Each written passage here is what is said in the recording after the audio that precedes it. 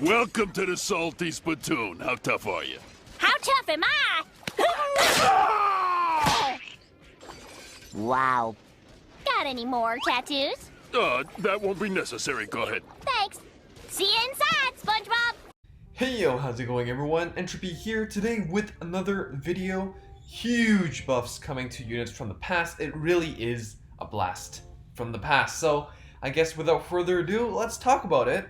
Starting with the JP side of things, we have a lot of buffs to come. So first of all, we have Exculpate the Blaster.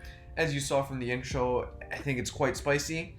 Vanguard Circle, if Blaster Blade is not in your soul, this unit cannot attack. If Blaster Blade is in your soul, Counterblast 3 to get the following two abilities.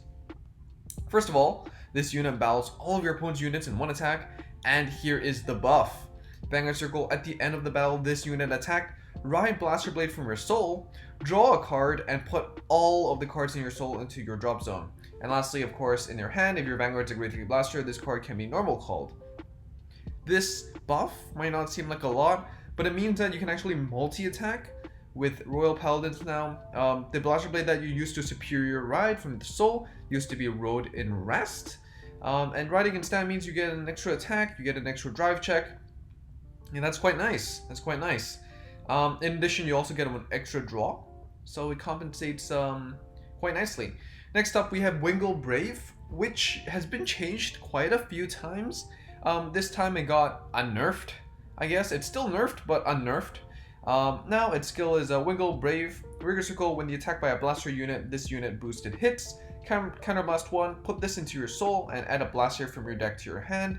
So if you remember all the way back, it used to be something similar, and then it used to cost Counterblast 2 and could only search Grade 3 blasters. So this definitely really helps the blaster engine for Royal Paladins. It hasn't really been a popular archetype because power creep, the lack of support and all that. But with buffs for Exculpate and Wingle Brave, who knows? Maybe it's a monkey blaster meta again. Next, we have some stuff for Genesis, Battle Deity of the Unite Artemis. Maybe I'll skip the entire skills. Maybe I'll just talk about the buff.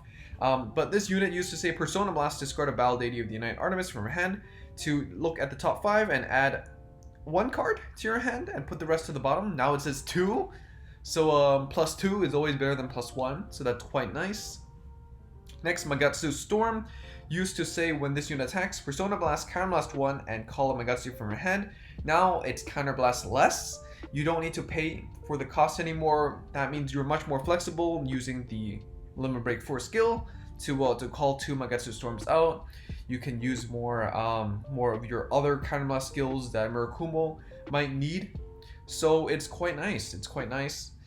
Next, we have Dungri with both buffs to Dungri Unlimited and normal Dungri. So now Dungri has an on-play skill. When placed, bind 1 card from your top of your deck. So Vanguard Circle on place, which really helps because the Limit Break skill kind of requires 3 or more cards in the bind zone. So if you kind of miss your stuff and the plan doesn't go as planned, then still you have an on place to actually help out your bind count. And the original Dungri also has a skill, Rearguard Circle now. If your Vanguard is a Dungri, Counterblast 1 and put this card into your soul to add a card from your bind zone to your hand, which definitely does help you pick and choose what you want and replace this unit, because it's generally a dead card if you drew it later into the game. So that is definitely quite nice. Next, we even have some buffs for the Legion era. So Cracking Beast Tamer, if you saw the set 19 overview of this card, I trashed it. And now, instead of Counterblast 3, it's Counterblast 2 on Legion. It is better, but it's still pretty bad. You might as well play Silverthorn, but now it's not as bad, I guess. We have No Life King Death Anchor, which was the pseudo LB5 from all the way back in set 3. Now it has an additional skill when you do your LB5 stuff. When your damage zone does 5 or more, put everything into your soul, get plus 10 plus 1 crit. At the end of turn, put 5 cards from the top of the deck into your damage zone face down. And it has a new skill. If you have 13 or more soul, heal 1 damage, which is pretty nice, Next, we have Super Damage Robo Dayusha. Dayusha used to say from hand, put this out of game, and you can add a grade a bunch of Dimension Robos to your hand. There's 3 grade 1s and 1 grade 2. Now it says put this card into your soul, and we know how valuable the Dayusha in soul is, help you hit those cross-ride numbers maybe. So this is quite a big buff. I think it's definitely quite nice, even if it isn't for the cross-ride number, just having an extra D Robo in your soul can definitely help out. And lastly, we have reverse Dayusha, which used to say lock 2 Dimension Robos. Now it just says lock 2, so you can actually slash this in Zeal now and not be an idiot, which is quite nice because it never really synergizes well with the original Dimension Robo deck. You might as well just go, into Great Dayusha or like whatever else.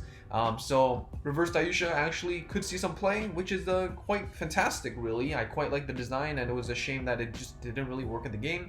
But now it's possible that you can just splash this in other archetypes. So one more thing, it is said that there will be buffs for at least 1 card per clan. We only saw a couple clans today. We saw Royal Paladins, we saw Genesis, Murakumo, Narukami, Pale Moon, Dark Irregulars, and Dimension Police, DP. Lots of clans to unravel, lots of clans to see buffs. So comment down below, let me know which clans are you most excited for to see a buff. Which units do you think deserve a buff?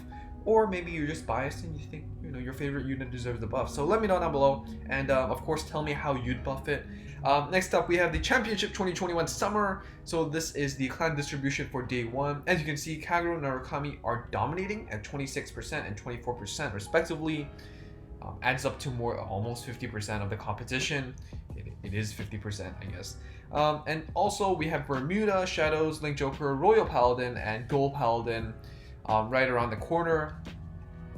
Other than that, I guess you still have your OTTs and whatnot. So again, this is an indicator of what was popular and not what was performing best, but generally speaking, we can assume a correlation between popularity and strength, right? Especially in a competitive scene.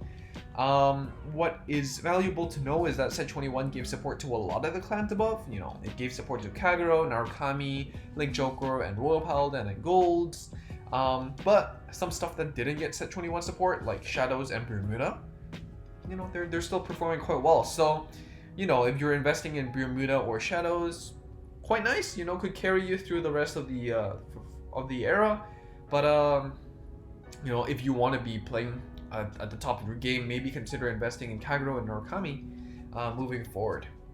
And lastly, we have the calendar for the month of August, just for your reference. Nothing much really left to be seen, so can't wait for September. So for the global side, we're 1 week away from the new set. So what updates are confirmed for us to expect?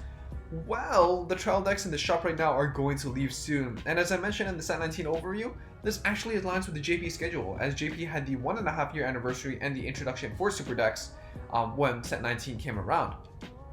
Whether this means we will be getting them on September 1st, the super decks, is still up in the air, but the possibility is now there. I didn't really expect it. I thought it'd be attached to the 1.5 year anniversary, which for global should be Set 20, but you never know. You never know. And next, we only have a couple days left of the clan event of the month, so hope everyone is doing well. Which one are you most complete with? Is it Tachikaze? Is it Nubatama? Personally, I think I'm 1 or 2 triple rares away from finishing Nubatama. So comment down below and let me know if you want to see a deck profile. And if there are a lot of people, that wants it, then maybe I'll craft the last copy or 2, and we can do a deck profile. Because I've been playing it in complete version, and I've been having a lot of fun with it. It's not a really good deck, but it's a really fun deck, and definitely something that I could cover. And lastly, if you want to see my coverage of what to expect in Set 19, some of which are pretty much confirmed, such as rank rewards, and some of which are educated guesses, such as birthday gachas, go check that out before the set launches in 1 week. And I promise you it won't disappoint. And that's it. So again, question for the week is, how do you feel about the buffs and which units deserve a buff? Other than that, next month seems pretty chill for JP. Seems pretty spicy for global, and I can't wait to see how it turns out. So like the video if you liked it, subscribe if you haven't already and want to see more, and until next time, bye.